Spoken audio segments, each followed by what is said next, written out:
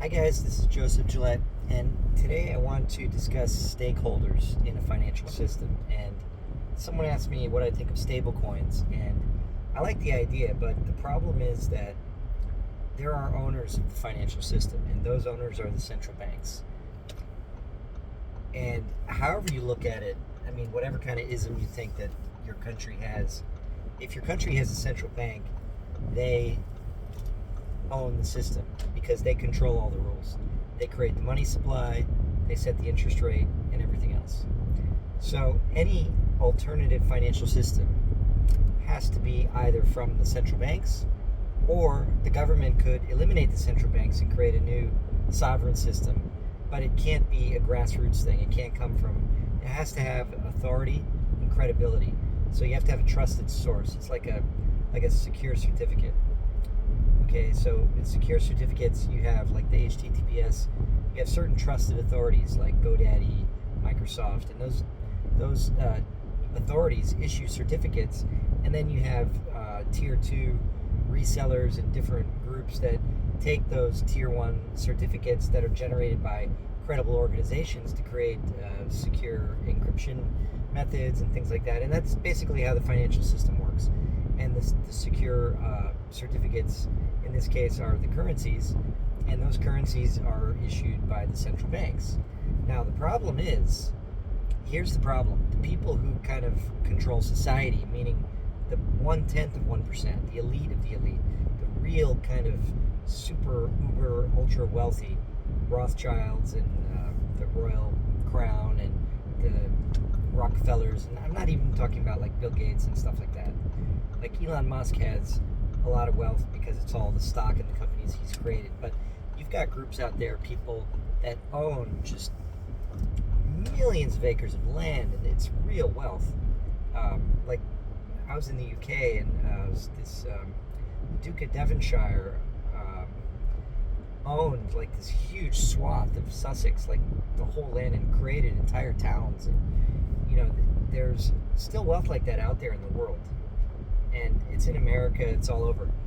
Those people, however you want to call them, are profiting from the current central banking system. It means when the central bank creates inflation, it does two things. It transfers wealth from the working class to the leisure class, or the elites, if you will. And so every time there's a crisis, whether it's COVID or the stock market crashes or whatever, the Fed prints money, problem solved. But the end result, if you count all the dead bodies after those money printing operations, what happens? The rich get richer and the poor get poorer. There's no wage inflation. So if you look during COVID, is a great example, because there was a lot of unique variables during this time. During COVID, the Fed printed like $20 trillion or something. That was new M3 that was created in the system. They deleted the reserve requirement, so banks didn't really have to have any. I mean, the leverage in banking was basically unlimited at that point. So what happened? Just look at these articles. You can just Google it. Jeff Bezos, any of the billionaires, their wealth doubled, quadrupled in some cases.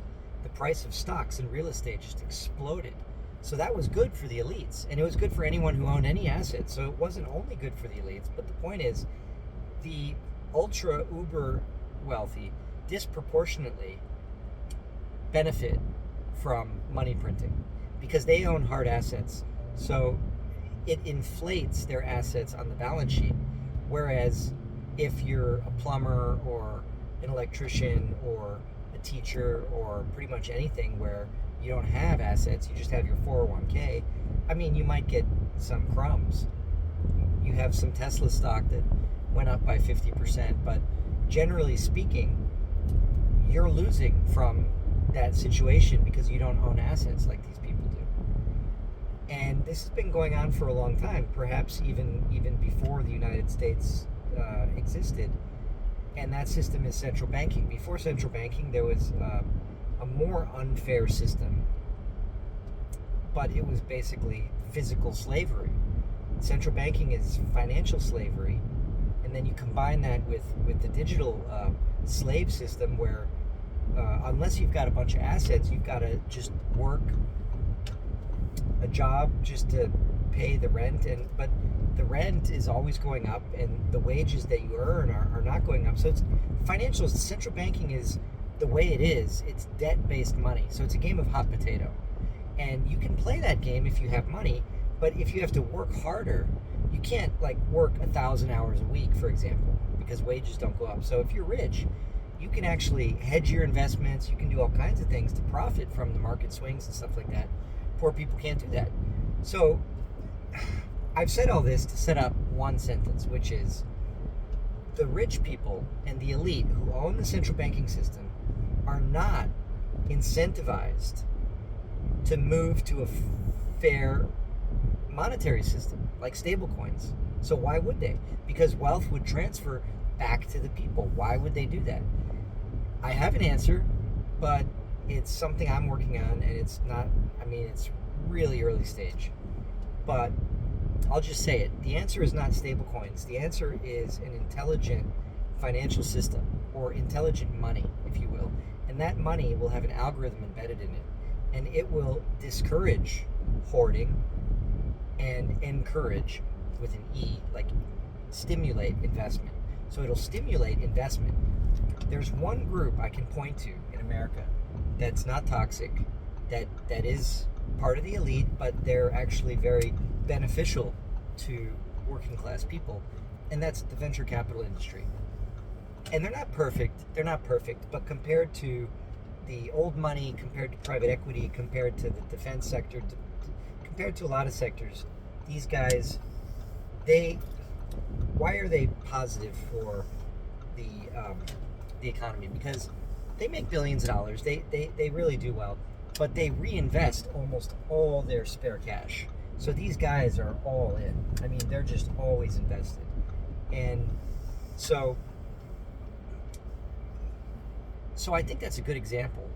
But here, the point is that if we're going to have a new financial system, like they've been talking about this QFS, and there's going to be a reset, that is not going to happen. Or I don't think it's going to happen. I do believe that there is going to be evolution. There's going to be change. There's going to be disruption.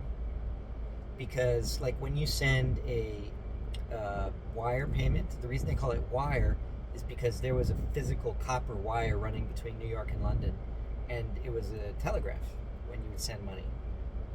That was since we had the telegraphs, like in 1910, like during World War One.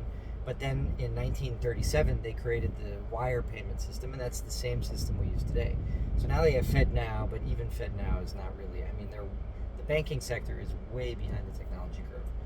So when people are talking about Bitcoin and stablecoins and QFS and all these different things, and how crypto is going to cannibalize the whole central banking system, I really don't buy it. Because how are you going to tell rich people, well, this system is going to transfer assets out of your hands into the poor? They're not going to go for it. Why would they? They have to be incentivized. And the way to do that is you need an intelligent money that thinks.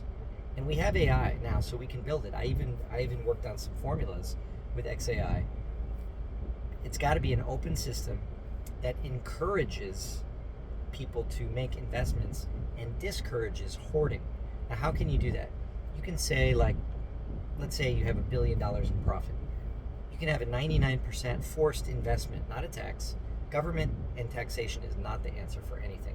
In fact, economically speaking, not politically speaking, but economically speaking, the government is a toxic virus on society.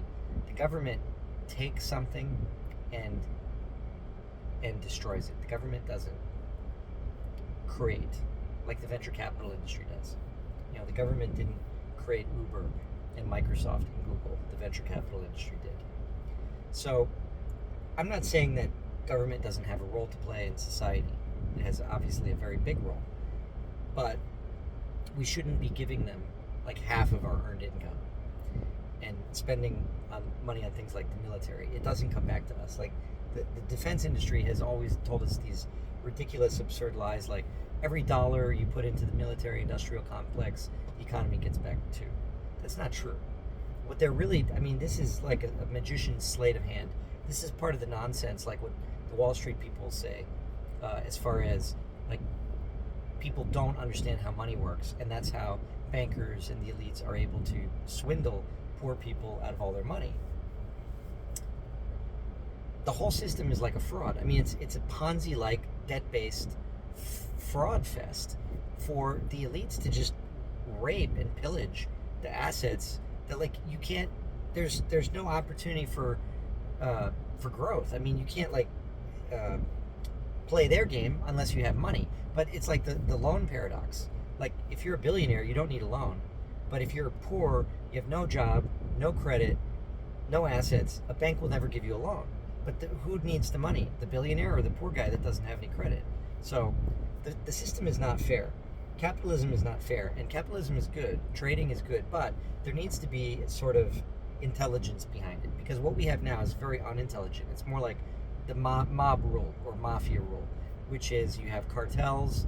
Cartels form naturally. How are you going to stop cartels from forming? Well, the answer is you have intelligent money. That means, like markets. Markets work great. How can you price an asset? How do you price coffee? There's or orange juice is my favorite trade. What happens when there's a hurricane in South Florida? Price of orange juice goes through the roof. Home Depot stock always goes up. If you want a really easy trade, wait for there's next hurricane. And NOAA does these announcements every 4 hours or something like that.